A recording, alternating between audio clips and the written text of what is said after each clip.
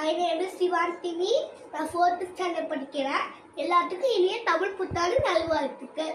நீங்க part 1 exercise பண்ணி பார்த்திருப்பீங்க. பார்ட் 2ல தோசைக்கு கோகனட் சட்னி பண்ண போறோம்.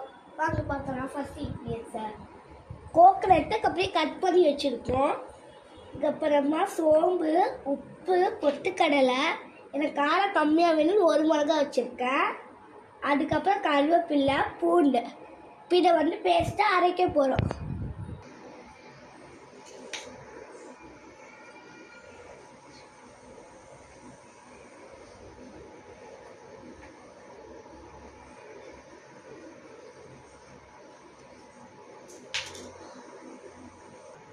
சோம்பு போட்டாச்சு. நெக்ஸ்ட் பொட்டுக்கடலை போடணும்.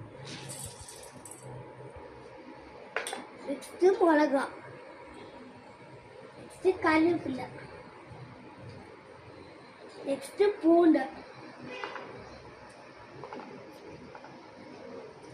நெக்ஸ்ட் உப்பு. இப்போ கொஞ்சமா வாட்டர். இப்போ நல்லா அரைச்சி பேஸ்டா பண்ண. இப்போ பாருங்க, நாம பேஸ்டா மாட்டிட்டோம்.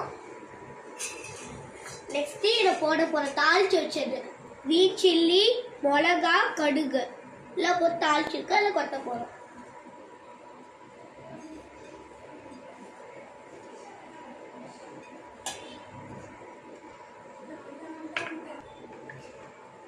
இப்போ பாருங்க, நம்ம எல்லாத்தையும் தாளிச்சு வச்செல்லாம் போட்டு மிக்ஸ் பண்ணிட்டோம். இப்போ தோசைக்கு இவ்வளோ தண்ணி ஊற்றி இருக்கலாம். சாப்பாட்டுக்கு கொஞ்சம் கம்மியாகவே ஊற்றுங்க தண்ணி. முதல்ல நம்ம கிரீன் சில்லி போட்டோம்ல, அதுக்கு பதிலாக ரெட் சில்லி, புளி போட்டா சாப்பாட்டுக்கு நல்லா இருக்கும். Thank you kids. Have a nice day. நம்ம பார்ட் 3ல பார்க்கலாம். Bye bye. Hi kids. Like, share and subscribe in our channel. Bye.